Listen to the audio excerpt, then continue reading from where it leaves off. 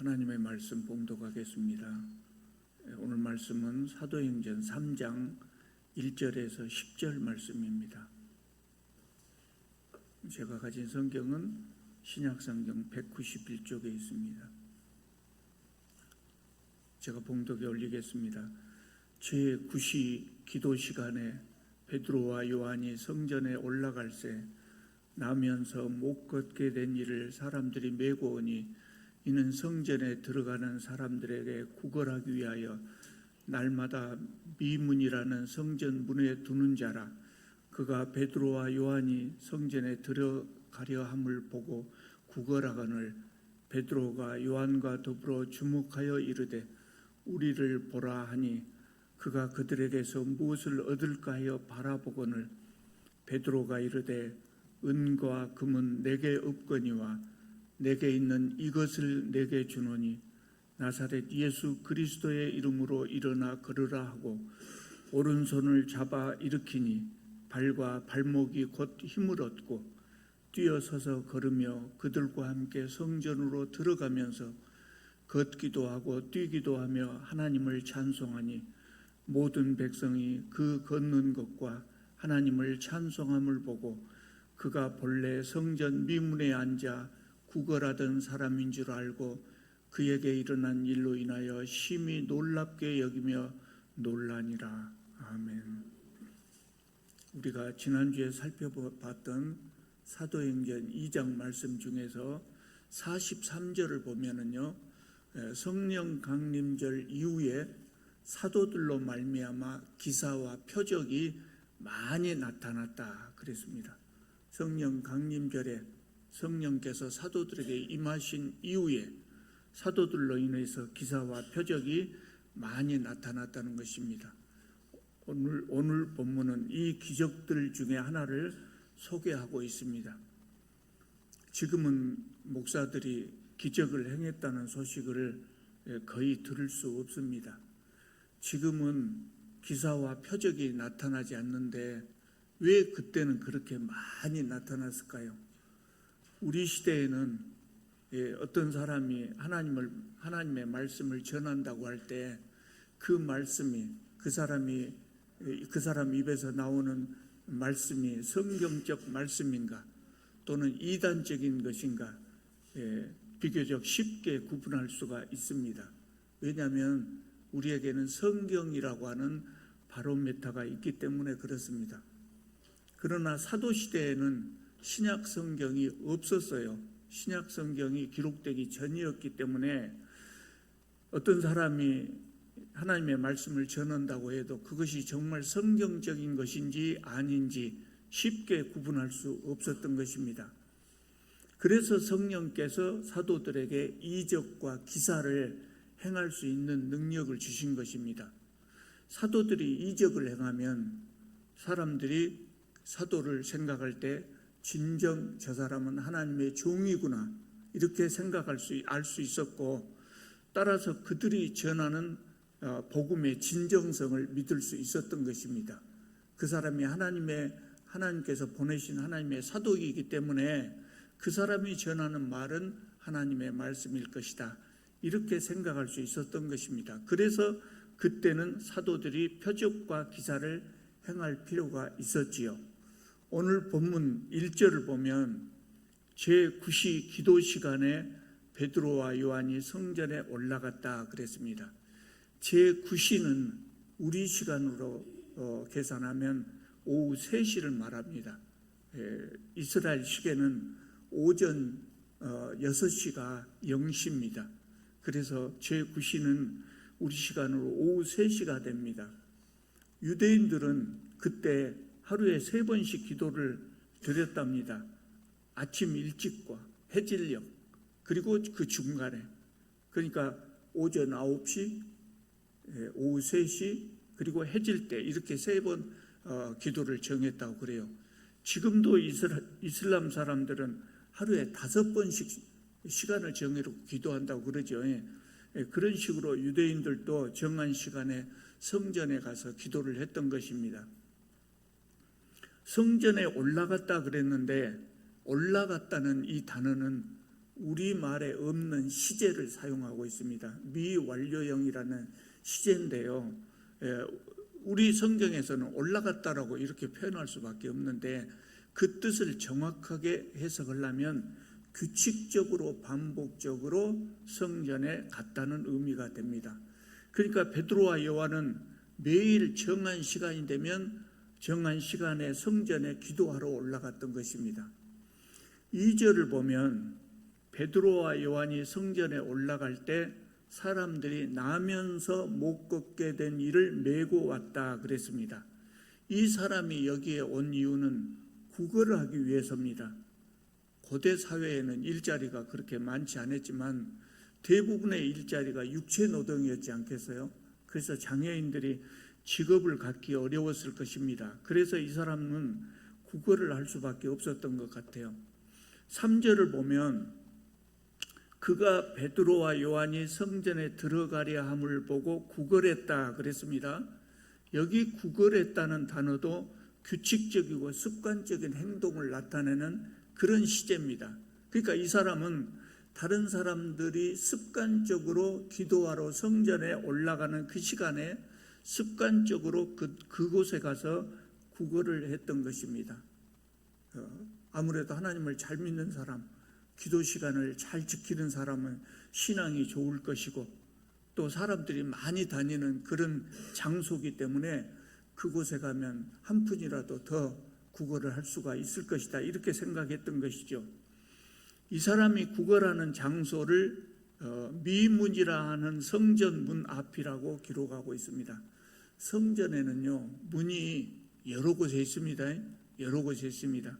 근데 미문이라는 이 문은 이방인의 뜰에서 여인의 뜰로 들어가는 그런 곳에 위치해 있었는데 아주 예쁘게 잘 건축을 해놔서 미문, 아름다울 미자를 써서 미문이라고 그렇게 불렀던 것이죠.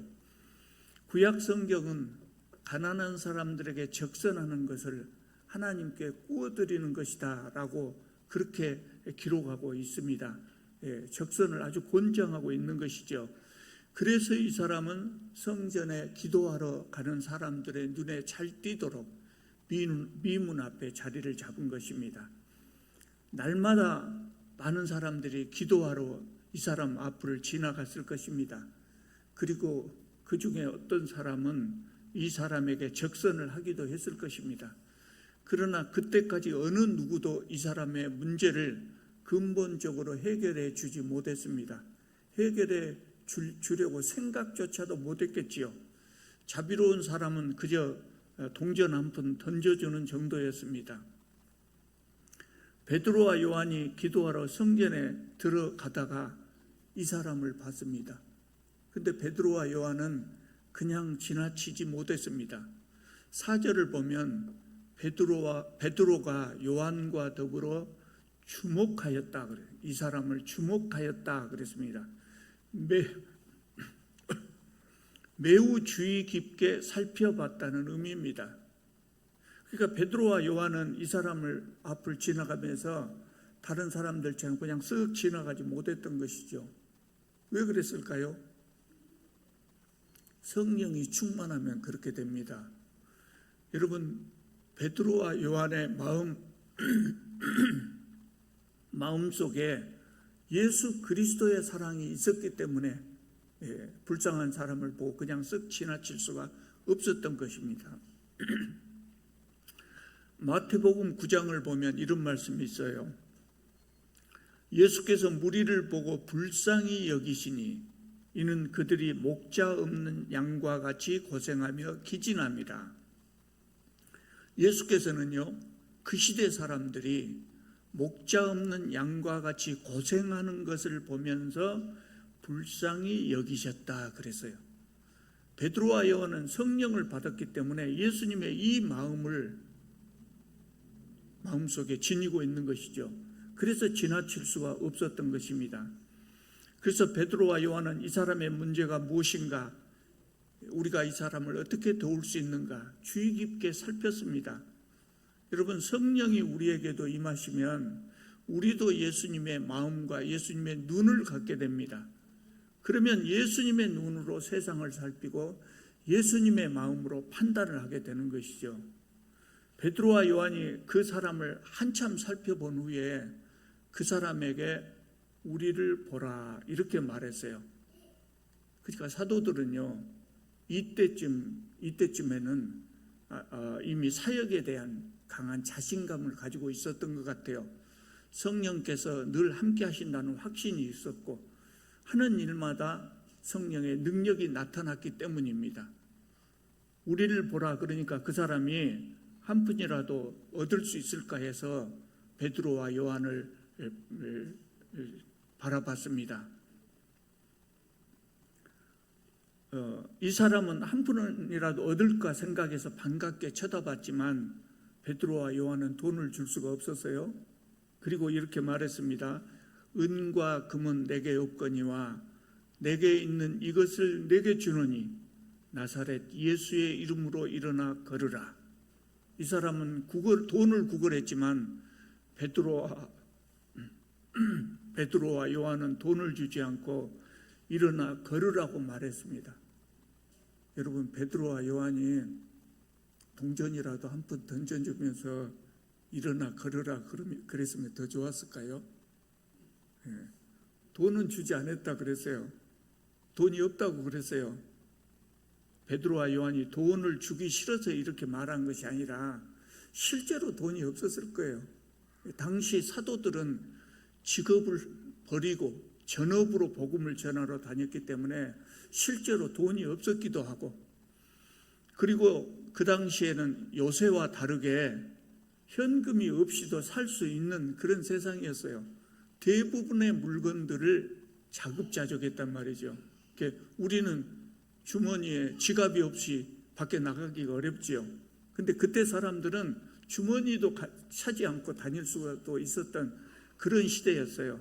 그래서 실제로 사도들은 동전 한 푼도 가지고 있지 않았을 수도 있습니다. 그러나 사도들에게 뭐가 있었어요? 성령의 능력이 있었다. 그래서 그것을 나누어 줬습니다. 여러분, 우리에게도 이런 마음이 필요합니다. 많은 사람들이 나는 가진 것이 없어서 남을 도울 수가 없다 이렇게 생각합니다. 그러나 아무것도 없는 사람은 없습니다. 우리가 가지고 있는 것으로 도우면 됩니다. 코로나가 시작된 초기에 마스크 구하기가 굉장히 어려웠어요.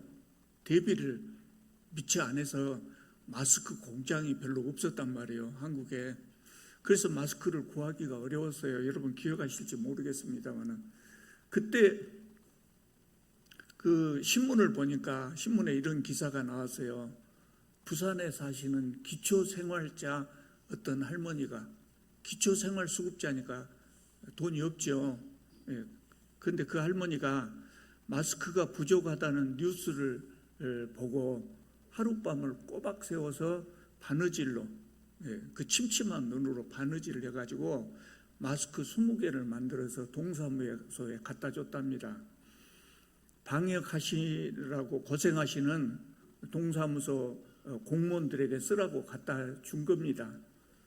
훌륭한 분 아닙니까? 여러분, 마스크 20개가 뭐 큰 도움이 되겠어요? 큰 도움은 되지 않습니다. 그러나 이 할머니의 고마운 마음이 많은 사람들에게 위로를 준 겁니다. 세상에 아무것도 없는 사람 없습니다. 중요한 것은 뭐냐면 다른 사람을 돕겠다는 마음, 이웃을 사랑하는 그 마음이 있는가 없는가 하는 것이죠. 그것을 가지고 있으면 우리는 어떤 방법으로든지 사람들을 도울 수 있습니다. 사도들은 정말 돈이 없었기 때문에 예수 그리스도의 능력만 줬습니다. 그런데 지금은 우리는 그래서는 안 됩니다. 지금도 지금은 교회에 헌금이 많이 모이죠. 우리 교회는 뭐 조그마한 교회니까 헌금이 얼마 모이지 않습니다만 큰 교회는 많은 헌금이 모이죠. 그런데 돈이 있어도 말로만 돕는 교회가 많이 있어요. 우리는 세상 사람들에게 예수 그리스도만 줘서는 안 됩니다. 돈도 줘야 합니다. 돈이 있음에도 불구하고 돈은 주지 않고 예수 그리스도만 준다면 사람들은 예수 그리스도마저 받지 않을지도 몰라요. 말로만 사랑하고 전도지로만 복음을 전하려고 하면 사람을 감동시킬 수 없습니다. 지금 교회에 능력이 나타나지 않는 이유는 돈이 있음에도 불구하고 그것을 주지 않기 때문입니다. 여러분, 재물이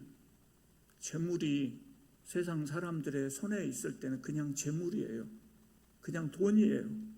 그런데 그것이 하나님의 종의 손에 그 재물이 들려 있을 때 이것은 성령의 능력이 될 수가 있어요.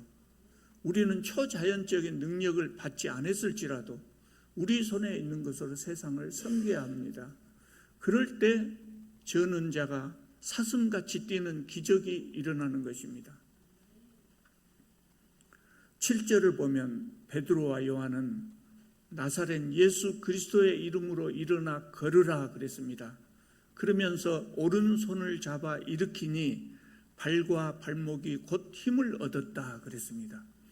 이 사람은 한 푼의 돈을 구걸했지만 하나님께서는 사도들을 통해서 더 큰 것을 주셨습니다. 이 사람은 한 끼를 해결하고자 했지만 하나님께서는 사도들을 통해서 근본적인 문제를 해결해 주었습니다. 얼마나 좋았을까요? 그러니까 8절을 보면은요, 그 사람이 뛰어서서 걸으며 그들과 함께 성전으로 들어가면서 걷기도 하고 뛰기도 하며 하나님을 찬송했다 그랬습니다. 여러분, 이 구절을 보면 이 사람이 얼마나 좋아하는가를 느낄 수가 있죠. 놀라고 기뻐서 걸어보기도 하고 뛰어보기도 하고 하나님을 찬양하는 모습을 생생하게 표현하고 있습니다.